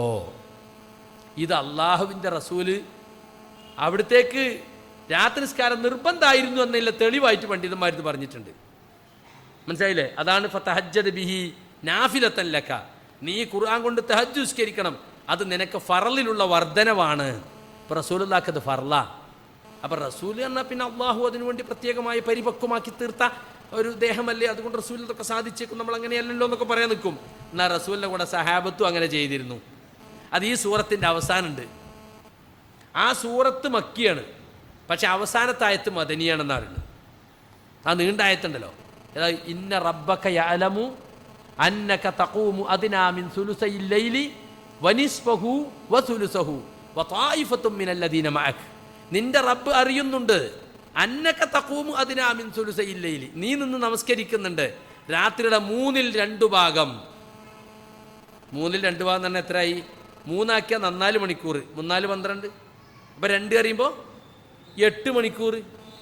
8 മണിക്കൂറിനോടടുത്ത് നമസ്കരിക്കുന്നു.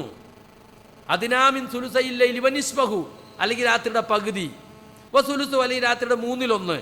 ഇപ്പം ചുരുങ്ങിയ 4 മണിക്കൂറെങ്കിലും. അപ്പോൾ തായിഫത്തും മിനല്ലദീന മഅക, നിന്റെ കൂടെയുള്ളവരിൽ ഒരു വിഭാഗവും. അപ്പം സഹാബികളിൽ ഒരു വിഭാഗം. അപ്പം നമ്മൾ വിചാരിക്കും സഹാബികൾ അല്ല അതിനായിട്ട് പടച്ചാ നിക്കരിക്കാനായിട്ട് വേറൊരു പണി ഉണ്ടാവില്ല ഒരിക്കൽ നമ്മളെ മാതിരി. നമുക്ക് എന്തെല്ലാം പണിയുണ്ട്, സുബൈക്ക് അങ്ങ് ഇറങ്ങിയാൽ ജോലിയോട് ജോലിയല്ലേ. സഹാബികളോ ഓൽക്ക് അല്ലങ്ങനെ തൊള്ളേക്ക് എടുത്ത് കൊടുക്കല, പോലും നമ്മളെ മാതിരി തന്നെ കൂട്ടരെ ജോലി ചെയ്തിരുന്നവരാ അല്ലേ. ഒരു ഫാനോ AC ഒന്നുമില്ല, ചുട്ടുപൊള്ളുന്ന മണലാരണ്യത്തിൽ ഒട്ടകത്തെ നോക്കുക, ആടിനെ നോക്കുക, തോട്ടം നനയ്ക്കുക, ഇതൊക്കെ ചെയ്ത് സഹാബികൾ. ചുരകപ്പണി എടുത്തോലുണ്ട്, പലതരം ജോലികൾ എടുക്കുന്നവരും റസൂൽ സല്ലല്ലാഹു അലൈഹി വസല്ലമയുടെ കൂടെയുണ്ട്. കച്ചവടക്കാരുണ്ട്, വ്യാപാരക്കാരുണ്ട്, ഒക്കെ ഉണ്ട്. പക്ഷേ റിജാലുൻ ലാ തുൽഹീഹിം തിജാറത്തും വലാ ബൈഉൻ അൻ ദിക്രില്ലാഹി വഇഖാമിസ് സ്വലാത്തി വഈതാഇസ് സകാത്തി യഖാഫൂന യൗമൻ തതഖല്ലബു ഫീഹിൽ ഖുലൂബു വൽ അബ്സാർ. ഏതാ സൂറത്ത്? സൂറത്ത് അന്നൂർ. സഹാബികൾ അവർ ചില വ്യക്തികളാണ്, അവരെ കച്ചവടമോ അവരുടെ വ്യാപാരങ്ങളോ ഒന്നും അവരെ അശ്രദ്ധമാക്കുന്നില്ല. അള്ളാഹുവിനെ കുറിച്ച് ഓർക്കുന്നതിൽ നിന്നും, നമസ്കാരം കൃത്യമായി നിലനിർത്തുന്നതിൽ നിന്നും, സകാത്ത് കൊടുക്കുന്നതിൽ നിന്നും അതൊന്നും അവരെ അശ്രദ്ധാക്കൂല. നമ്മളെപ്പോലത്തെ കച്ചവടവും ബിസിനസ്സും ജോലിയും ഒക്കെ അവർക്കുണ്ട്. എന്താ കാരണം? യഖാഫൂന യൗമൻ തതഖല്ലബു ഫീഹിൽ ഖുലൂബു വൽ അബ്സാർ, കണ്ണുകളും ഹൃദയങ്ങളും താളം തെറ്റുന്ന മാറി മറിയുന്ന ഒരു ദിവസത്തെ അവർ ഭയപ്പെടുന്നുണ്ട്. അതുകൊണ്ടാണ് അവർക്കത് സാധിക്കുന്നത്. അപ്പം സഹാബികളുടെ ജീവിതം നമ്മൾ പഠിച്ചു നോക്കിയാൽ നമുക്ക് മനസ്സിലാകും നമുക്ക് ഒരുപാട് ഇനിയും മുന്നോട്ട് പോകാനുണ്ട്. അപ്പം ഇന്നത്തെക്കാൾ കൂടുതൽ നാളെ, നാളത്തെക്കാൾ കൂടുതൽ മറ്റന്നാൾ, അങ്ങനെ കൂടുതൽ നല്ലവനാകാനാണ് നമ്മൾ ശ്രമിക്കേണ്ടത്. പക്ഷേ മൊത്തത്തിൽ കാണുന്നെന്താ, അത്രണ്ട് നന്നാകാനൊന്നും ഇപ്പം നിൽക്കണ്ട, ഒരു 10 ഇങ്ങനെ പോയാൽ മതി എന്നാണ് പലരും ഉപദേശിക്കുന്നത് അല്ലേ. നിങ്ങൾ അത്ര സ്ട്രോങ് ആയാലേ കുറച്ച് ബുദ്ധിമുട്ടാവും, അത് നടത്താൻ കഴിയൂല. അപ്പോൾ അതുകൊണ്ടൊരു ശരാശരി മുസ്ലിമായിട്ട് ഇങ്ങനെ വലിയ നുണയൊന്നും പറയാതെ, അറിയപ്പെട്ട ഒരു കള്ളുകുടിയനോ പെണ്ണ് പിടിയനോ ഒന്നും ആകാതെ അങ്ങനെ പോയാൽ മതി എന്നാണ്. അങ്ങനെയല്ല. വജ്അൽനാ ലിൽ മുത്തഖീന ഇമാമ, മുത്തഖീങ്ങളുടെ മുമ്പിൽ നടക്കുന്നവർ അല്ലെങ്കിൽ മുത്തഖീങ്ങളെ പിൻപറ്റി നടക്കുന്നവർ, രണ്ടർത്ഥം അതിന് പണ്ഡിതന്മാർ പറഞ്ഞിട്ടുണ്ട്. അങ്ങനത്തെവരാകാനാണ് നമ്മൾ പ്രാർത്ഥിക്കുന്നത്, അതിനാണ് നമ്മൾ ശ്രമിക്കുന്നത്. അതുകൊണ്ട് നമ്മൾ നമ്മുടെ സ്വയം തർബിയത്തിനെ സംബന്ധിച്ച് നല്ലവണ്ണം ആലോചിക്കണം. കാരണം നമ്മുടെ തർബിയത്ത് എന്ന് പറയുന്നത് മറ്റ് പാർട്ടികൾ നൽകുന്നത് പോലെയുള്ള കേവലമായ പാർട്ടി അച്ചടക്കമല്ല, മറിച്ച് മാനസിക സംസ്കരണത്തിൽ ഊന്നിയ തസ്കിയത്താണത്. നമ്മുടെ തർബിയത്ത് തസ്കിയത്താണ്. എന്താ തസ്കിയത്ത്? സക്കാ യുസക്കി തസ്കിയത്ത്. ഖുദ് മിൻ അംവാലിഹിം സദഖതൻ തുതഹിറുഹും വതുസക്കീഹിം ബിഹാ. നബിയെ, അവരിൽ നിന്ന് സക്കാത്ത് സ്വീകരിച്ചു കൊള്ളുക, അത് അവരെ ശുദ്ധീകരിക്കുകയും സംസ്കരിക്കുകയും ചെയ്യും. അപ്പം നമ്മളെ ഹൃദയം മുതൽക്ക് ഇങ്ങോട്ട് സംസ്കരിക്കപ്പെടണം. ഹൃദയം സംസ്കരിക്കപ്പെട്ട കയ്യും കാലും കണ്ണും കാതും ഒക്കെ നമ്മളെ കൺട്രോളിൽ വരും.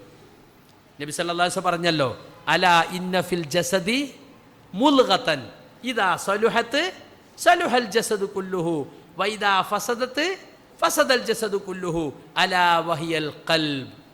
സലഫി തർബിയത്ത് തുടങ്ങേണ്ടത് അവിടുന്നാണ്. ശരീരത്തിൽ ഒരു മാംസപിണ്ഡമുണ്ട്, അത് ശരിയായാൽ ശരീരം മുഴുവൻ നന്നായി, അത് ചീത്തയായാൽ ശരീരം മുഴുവൻ ചീത്തയായി. അതേതാണ്? അത് ഹൃദയമാകുന്നു. അപ്പം ജീവിതത്തിൻ്റെ എല്ലാ മേഖലകളും സംസ്കരിക്കണമെന്ന് നമുക്ക് ആഗ്രഹമുണ്ടെങ്കിൽ എവിടുന്ന് തുടങ്ങണം? നമ്മുടെ ഹൃദയത്തെ ശുദ്ധീകരിക്കണം. നാളെ റബ്ബിൻ്റെ മുമ്പിൽ ചെല്ലുമ്പോൾ യൗമ ലാ യൻഫഉ മാലും വലാ ബനൂൻ ഇല്ലാ മൻ അത്തല്ലാഹ ബിഖൽബിൻ സലീം. ആര് പ്രാർത്ഥിച്ചതാ? ഇബ്രാഹിം നബി അലൈഹിസ്സലാം. എന്താ പ്രാർത്ഥന തുടക്കം? സൂറത്ത് ശുഅറായിൽ വലാ തുഖ്സിനി യൗമ യുബ്അസൂൻ. ആളുകൾ ഉയർത്തെഴുന്നേൽക്കുന്ന ദിവസത്തിൽ എന്നെ നീ മാനം കെടുത്തല്ലേ, അപമാനിക്കല്ലേ. ഏതാണ് ആ ദിവസം? യൗമ ലാ യൻഫഉ മാലും വലാ ബനൂൻ. സമ്പത്തോ സന്താനങ്ങളോ ഉപകാരം ചെയ്യാത്ത ദിവസം. പിന്നെ എന്താന്ന് ഉപകാരം ചെയ്യുക? ഇല്ലാ മൻ അത്തല്ലാഹ ബിഖൽബിൻ സലീം. സലീമായ ഒരു ഹൃദയവുമായി അള്ളാഹുവിനെ സമീപിച്ചവർക്കല്ലാതെ രക്ഷയില്ല.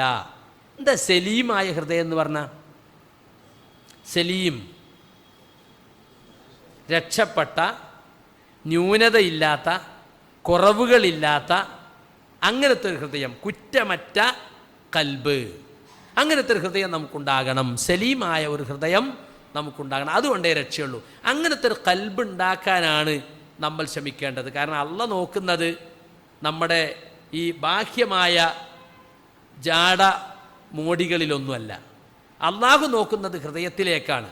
ഇന്നല്ലാഹ ലാ യൻദുറു ഇലാ അജ്സാമിക്കും വലാ ഇലാ സുവരിക്കും വലാകിൻ യൻദുറു ഇലാ ഖുലൂബിക്കും.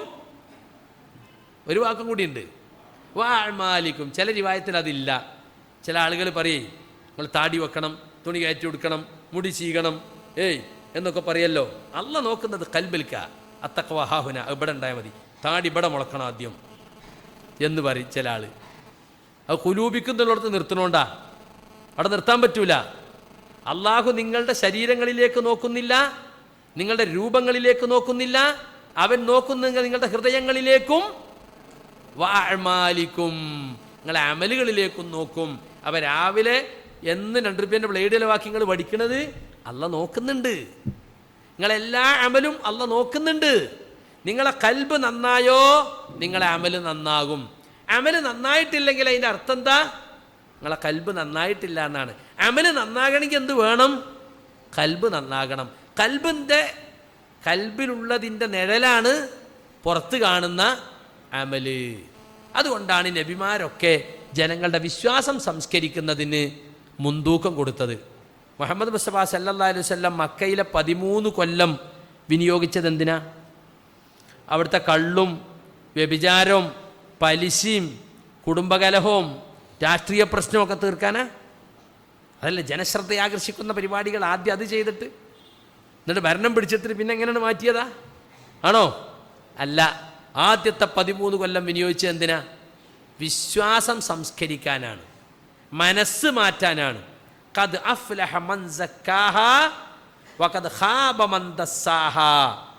മനസ്സിനെ സംസ്കരിച്ചവൻ വിജയിച്ചു, അതിനെ മലീമസമാക്കിയവൻ പരാജയപ്പെട്ടു.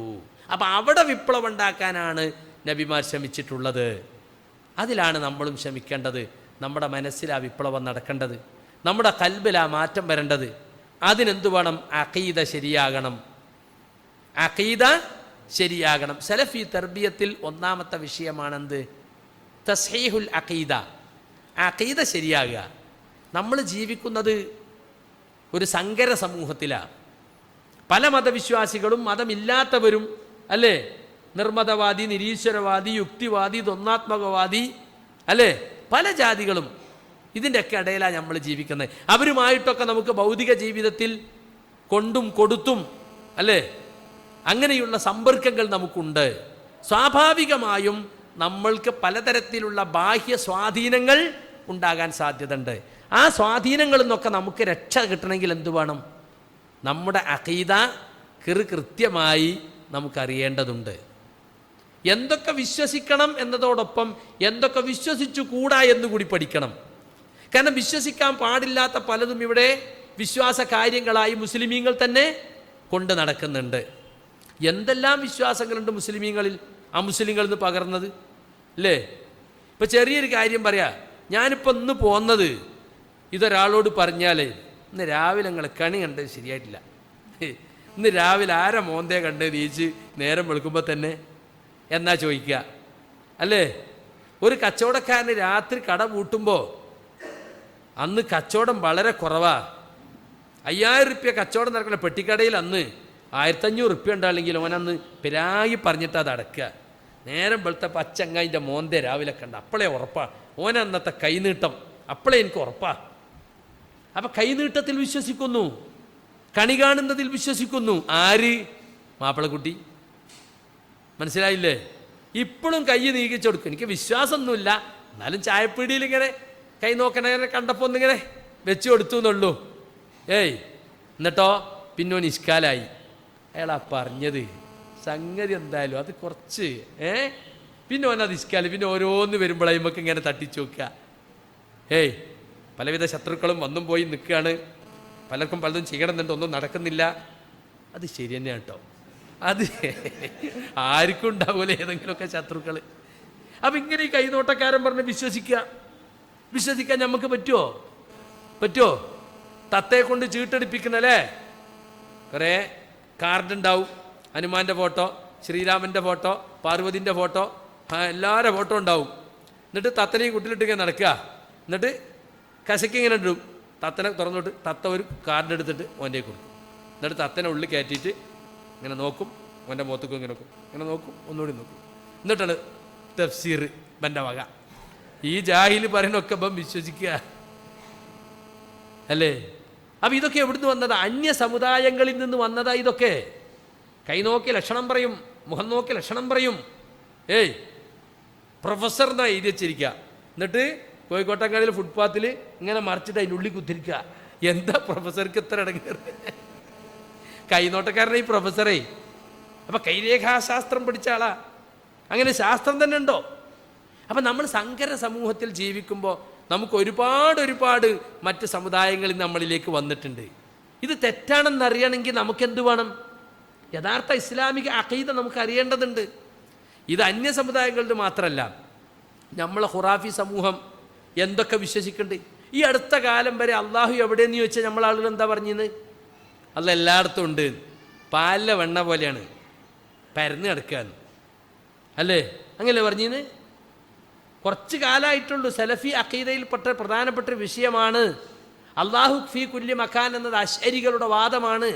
അഹ്ലുസുന്നത്ത് തെറ്റിത്തെറിച്ചു പോയ ആളുകളുടെ വാദമാണ്. അങ്ങനെ പറയാൻ പാടില്ല.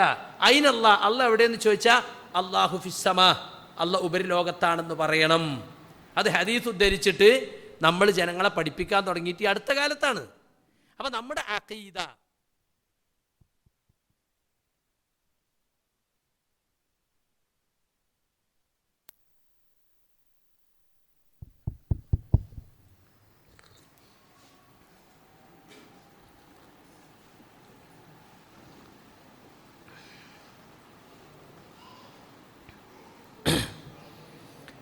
അപ്പം നമ്മുടെ അഖീദ ശരിയാക്കലാണ് യഥാർത്ഥത്തിൽ നമ്മുടെ തർബിയത്തിൻ്റെ പ്രധാനപ്പെട്ട ഒരു വശം. അതുകൊണ്ട് അഖീദ പഠിക്കാൻ നിങ്ങൾ ഓരോരുത്തരും നിങ്ങളുടെ പ്രദേശങ്ങളിൽ അതിൻ്റെ സൗകര്യം ചെയ്യണം. ആകെ ഞാനും വേറൊരാളും ഉണ്ട്. എന്താപ്പം ചെയ്യുക? അവിടെ കുത്തിരുന്നോ തറവാട്ട് കയ്യും തിരികെ ഉറങ്ങിയൊക്കെ രാവിലെ, എന്നാൽ ഇൽമിങ്ങനെ വരും. രണ്ടാളുള്ളെങ്കിൽ മൂന്നാമത്തോളുള്ളടത്തേക്ക് പോകണം. നമ്മൾ ആരെങ്കിലും അഖീദ പഠിക്കാൻ വല്ലതും ചെയ്തിണോ? ഇൽമ് നേടാൻ വേണ്ടി എന്തെങ്കിലും ഒരു ത്യാഗം നമ്മൾ സഹിച്ചിണോ? മുൻഗാമികൾ ദീന് പഠിക്കാൻ വേണ്ടി സഹിച്ച ത്യാഗത്തിൻ്റെ കഥ അങ്ങനെ കേട്ടിട്ട് മൂക്കത്ത് വിരലച്ചിട്ട് കാര്യമുണ്ടോ? നമ്മൾ അതുകൊണ്ട് ഉള്ള ആളുകൾ എവിടെയുള്ളത്, രണ്ടാളാണ് ഒരു പഞ്ചായത്തിലുള്ളതെങ്കിൽ ആ രണ്ടാളാഴ്ചക്ക് കാണട്ടെ, ഒരു കൂടി ഇരിക്കട്ടെ. ഇന്നിപ്പോൾ ഇൻ്റർനെറ്റിലും മറ്റുമൊക്കെ ധാരാളം ദർസുകൾ നമുക്ക് കിട്ടും. ഇൻഷാ അല്ലാഹ് നമ്മുടെ ബൈലക്സിൽ നമ്മൾ ഓൺലൈൻ ദർസുകൾ തുടങ്ങാൻ പോകണം. ഓരോ ദിവസവും എല്ലാ ദിവസവും ദർസ് തുടങ്ങാൻ പോവുകയാണ്. മാത്രമല്ല ആ ദർസുകളൊക്കെ റെക്കോർഡ് ചെയ്തിട്ട് നമ്മുടെ manhajussalaf.org എന്ന് പറയുന്ന ഒരു സൈറ്റ് നമ്മൾ ക്രിയേറ്റ് ചെയ്തുകൊണ്ടിരിക്കുന്നുണ്ട്.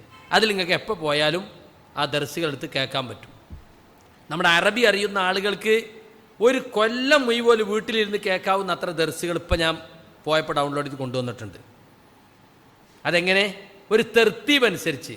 ഫിഖ്ഹിൽ ആദ്യം പഠിക്കേണ്ടത് ഇന്ന കിതാബ്, ഇന്ന കിതാബ്, ഇന്ന കിതാബ്, ഇന്ന കിതാബ്. 1-ാം ഗ്രേഡ് 2-ാം ഗ്രേഡ് 3-ാം ഗ്രേഡ് 4-ാം ഗ്രേഡ് ഇങ്ങനെ. ലുഗത്തിൽ ഭാഷയിൽ ആദ്യം ഏത് പഠിക്കണം അതും ഇങ്ങനെ ഗ്രേഡ് തിരിച്ചിട്ട്. അഖീദയിലേത്, മൻഹജിലേത്, അതൊക്കെ ഒരു കിതാബ് തന്നെ 5-6 ശൈഖന്മാരെ ദർസ് ഒരു താലിബുൽ ഇൽമി ശരിയാക്കി തന്നതാ, അൽഹംദുലില്ലാ.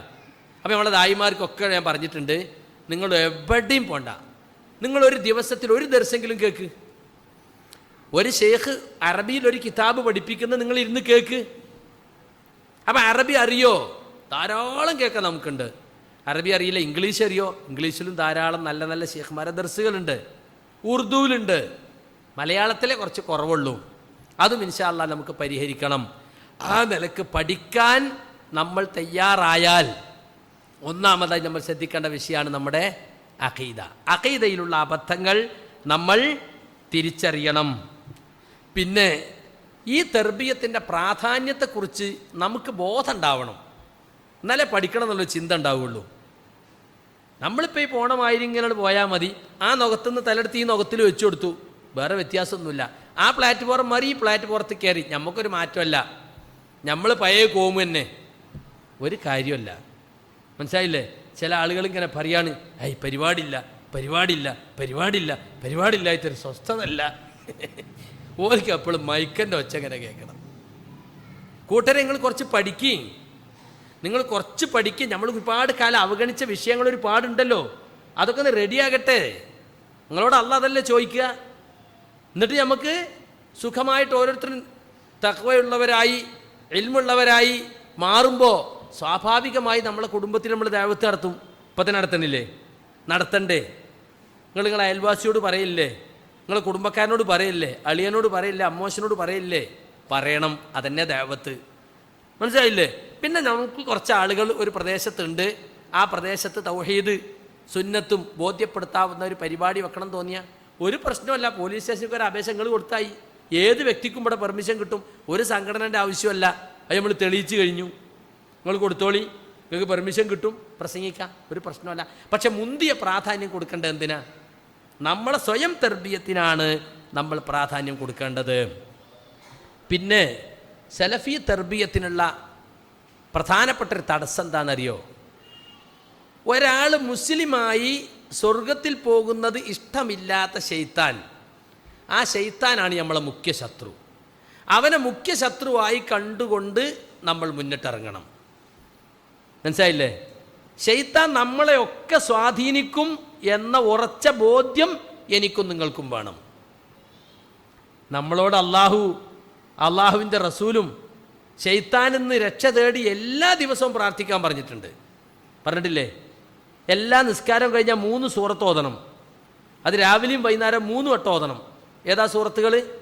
ഖുൽ ഹുവല്ലാഹു അഹദ്, ഖുൽ അഊദു റബ്ബിൽ ഫലഖ്, ഖുൽ അഊദു റബ്ബിന്നാസ്. ഖുൽ അഊദു റബ്ബിന്നാസിൻ്റെ പ്രമേയം എന്താ? ഖുൽ അഊദു ബി റബ്ബിന്നാസ്, പറയുക നബിയെ, ഞാൻ ജനങ്ങളെ രക്ഷിതാവിനോട് അഭയം തേടുന്നു. മലിക്കിന്നാസ്, ജനങ്ങളുടെ രാജാവിനോട്, ജനങ്ങളുടെ ഇലാഹിനോട്. എന്തിൽ നിന്ന്? മിൻ ഷർറിൽ വസ്വാസിൽ ഖന്നാസ്. ഖന്നാസ് പറഞ്ഞാൽ പിന്തിരിഞ്ഞ് കളയുന്നവൻ. വസ്വാസ് എന്ന് പറഞ്ഞാൽ മുവസ്വിസ്, വസ്വാസ് ഉണ്ടാക്കുന്നവൻ, ആശയക്കുഴപ്പക്കാരൻ, അല്ലേ? ദുർബോധനം നടത്തുന്നവൻ. അവൻ്റെ ഷർറിൽ നിന്നും, ദുർബോധനം നടത്തി പിന്മാറിക്കളയുന്ന ശൈത്താൻ്റെ ഷർറിൽ നിന്നും. അല്ലദീ യുവസ്വിസു ഫീ സുദൂരിന്നാസ്, അവൻ മനുഷ്യഹൃദയങ്ങൾ ദുർബന്ധനം നടത്തുന്നു. മിനൽ ജിന്നത്തി വന്ന. ഇത് എത്ര വട്ടം പറയണ ഒരു ദിവസം? ഓരോ വക്കത്തിനും ഓരോ വട്ടം കൂട്ടിയാൽ തന്നെ 5 ആയി. കിടക്കുമ്പോൾ 3,